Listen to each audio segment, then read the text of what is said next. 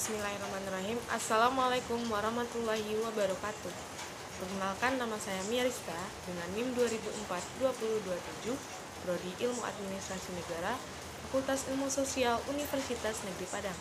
Pada kesempatan kali ini, saya akan menjelaskan mengenai materi pertemuan 11 sampai dengan 14 mata kuliah Etika Administrasi Publik yang diampu oleh Ibu Yulia Hanoselina, SIP, MAP. Yang mana pada materi kali ini menjelaskan mengenai tanggung jawab dalam tugas-tugas administrasi negara.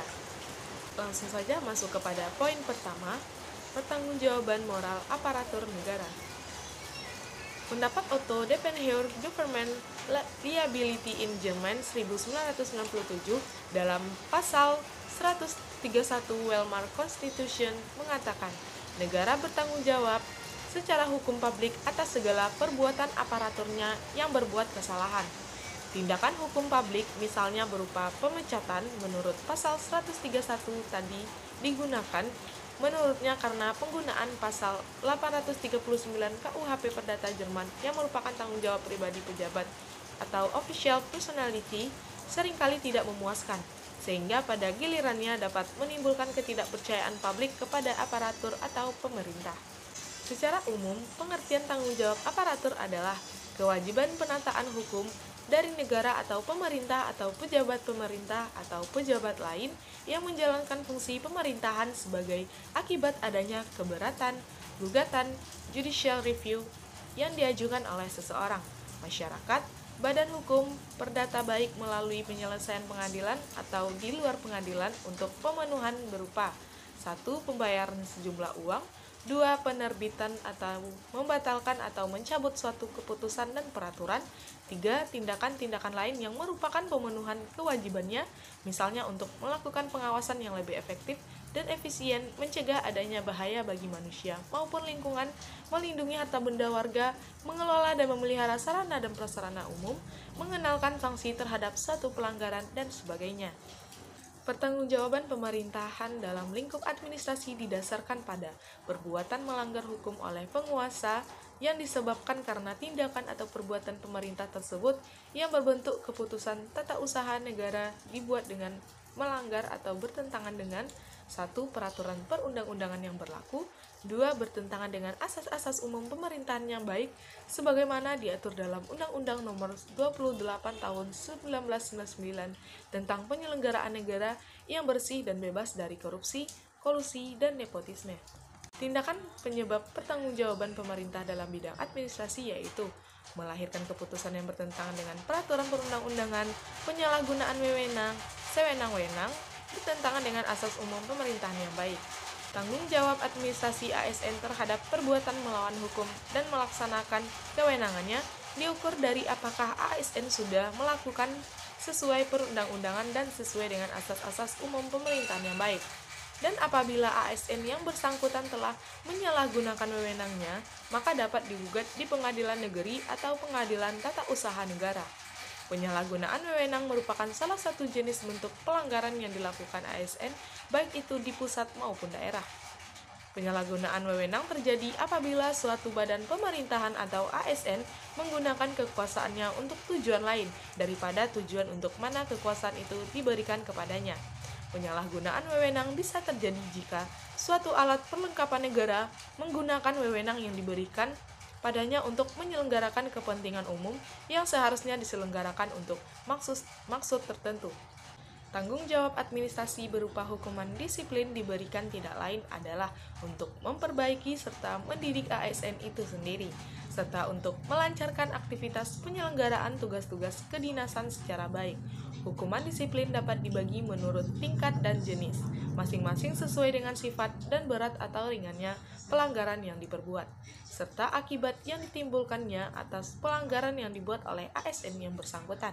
Di dalam pasal 7 Peraturan Pemerintah Nomor 53 Tahun 2010 disebutkan bahwa hukuman disiplin terdiri dari 1. Hukuman disiplin ringan, 2. Hukuman disiplin sedang, dan 3. Hukuman disiplin berat. Jenis hukuman disiplin ringan terdiri dari 1. Teguran lisan, 2. Teguran tertulis, 3. Pernyataan tidak puas secara tertulis. 2. Jenis hukuman disiplin sedang terdiri dari 1. Penundaan kenaikan gaji berkala selama 1 tahun, 2. Penundaan kenaikan pangkat selama 1 tahun, 3. Penurunan pangkat setingkat lebih rendah 1 tahun. Jenis hukuman disiplin berat terdiri dari 1. Penurunan pangkat setingkat lebih rendah selama 3 tahun, pemindahan dalam rangka penurunan jabatan setingkat lebih rendah, 3. Pembebasan dari jabatan, 4. Pemberhentian dengan hormat tidak atas permintaan sendiri sebagai PNS, 5. Pemberhentian tidak dengan hormat sebagai PNS. Poin selanjutnya adalah yang kedua, profesionalisme kerja aparatur negara. Sondang Pesyagian menyatakan bahwa profesionalisme adalah keandalan dalam pelaksanaan tugas sehingga terlaksana dengan mutu tinggi, waktu yang cepat, cermat, dan dengan prosedur yang mudah dipahami dan diikuti oleh pelanggan. Pamuji mengatakan bahwa seseorang yang profesional itu adalah seseorang yang memiliki atau dianggap memiliki keahlian akan melakukan kegiatan-kegiatan pekerjaan dengan mempergunakan keahliannya itu sehingga menghasilkan hasil kerja yang lebih baik mutunya, lebih cepat prosesnya, mungkin lebih bervariasi, yang kesemuanya mendatangkan kepuasan pada warga masyarakat. David H. Meister dalam Fitri Wirajayanti 2014 mengatakan bahwa orang-orang profesional adalah orang-orang yang diandalkan dan dipercaya karena mereka ahli, terampil, punya ilmu pengetahuan, bertanggung jawab, tekun, penuh disiplin dan serius dalam menjalankan tugas pekerjaannya.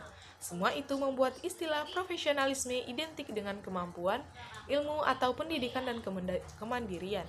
Profesionalisme secara umum menyangkut pada karakteristik dan kemampuan seseorang untuk melakukan suatu pekerjaan agar pekerjaan tersebut dijalankan lebih efektif dan efisien karena adanya tanggung jawab kerja serta adanya keahlian di bidang yang khusus, sehingga pekerjaan dapat dilakukan secara produktif. Selanjutnya adalah konsep aparatur negara. Aparatur sipil negara merupakan pegawai yang ditunjuk untuk mengelola tugas-tugasnya sesuai dengan bidangnya dan bertanggung jawab atas tugas itu sendiri, di mana hasil dari usaha mereka tersebut akan diberi penghargaan oleh pejabat pembina kepegawaian berupa gaji, yang mana gaji tersebut sudah dirumuskan di dalam peraturan perundang-undangan. Berikut pokok dari Undang-Undang Nomor 5 Tahun 2014 tentang Aparatur Sipil Negara. 1. Jenis, status, dan kedudukan pegawai ASN terdiri atas pegawai negeri sipil atau PNS dan pegawai pemerintah dengan perjanjian kerja atau P3K. 2. Jabatan aparatur sipil negara. Jabatan aparatur sipil negara terdiri atas 1. Jabatan administrasi, 2. Jabatan fungsional, dan 3. Jabatan pimpinan tinggi. Aparatur sipil negara berhak memperoleh 1. Gaji, tunjangan dan fasilitas, 2. Cuti, 3. Jaminan pensiun dan jaminan hari tua, 4. Perlindungan, dan 5. Pengembangan kompetensi. Sedangkan untuk kewajiban aparatur sipil negara terdiri atas 1. Setia dan taat kepada Pancasila, Undang-Undang Dasar tahun 1945, NKRI, dan pemerintah yang sah. 2. Menjaga persatuan dan kesatuan bangsa. 3. Melaksanakan kebijakan dan yang dirumuskan pejabat pemerintah yang berwenang. 4. Menaati ketentuan peraturan perundang-undangan. 5. Melaksanakan tugas kedinasan dengan penuh pengabdian, kejujuran, kesadaran, dan tanggung jawab. 6. Menunjukkan integritas atau keteladanan dalam sikap dan perilaku serta ucapan, tindakan kepada setiap orang lain, baik di dalam maupun di luar kedinasan. 7. Menyimpan rahasia jabatan, hanya bisa mengemukakan untuk rahasia jabatan yang sesuai dengan ketentuan peraturan perundang-undangan. Dan 8. Bersedia ditempatkan di seluruh wilayah NKRI. Dalam kaitannya dengan profesionalisme aparatur, maka menurut Syagian, profesionalisme atau kualitas profesional dapat dilihat dari 3 segi. Yang pertama adalah kreativitas, kemampuan aparatur untuk menghadapi hambatan dalam pelaksanaan tugasnya dengan melakukan inovasi. 2. Inovasi, hasrat dan tekad untuk mencari, menemukan dan menggunakan cara baru atau metode kerja baru dalam pelaksanaan tugasnya. 3. Responsivitas, yaitu kemampuan dalam mengantisipasi dan menghadapi aspirasi baru, perkembangan baru, tuntutan baru, dan pengetahuan baru. Islami 2001 menyebutkan 4 elemen pokok profesionalisme aparatur yang sesuai dengan tuntutan good governance, yaitu equality, yaitu perlakuan yang sama atas pelayanan yang diberikan, loyalty, yaitu kesetiaan kepada konstitusi, hukum, pimpinan, bawahan, dan rekan sekerja, equity, yaitu perlakuan yang adil kepada masyarakat, responsibility, yaitu pertanggungjawaban atas apapun yang dikerjakan. Selain itu, menurut Islami, aparatur yang profesional juga harus memiliki karakteristik kualitas moral yang baik, yaitu 1. Optimisme, 2. Keberanian, 3. Kejujuran. Untuk peningkatan profesional, pegawai negeri sipil, pemerintah sudah lama memiliki kebijakan yang mengarah ke hal tersebut. Seperti yang sudah diatur dalam Pasal 1 PP No. 101 Tahun 2000, disebutkan bahwa pendidikan dan pelatihan jabatan PNS yang dilakukan selanjutnya disebut pendidikan dan pelatihan atau diklat. Pendidikan dan pelatihan adalah proses penyelenggaraan belajar mengajar dalam rangka meningkatkan kemampuan PNS.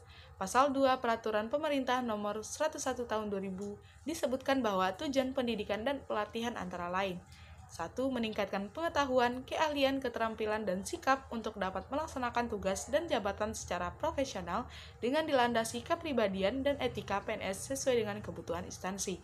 2. Memantapkan sikap dan semangat pengabdian yang berorientasi pada pelayanan, pengayoman, dan pemberdayaan masyarakat.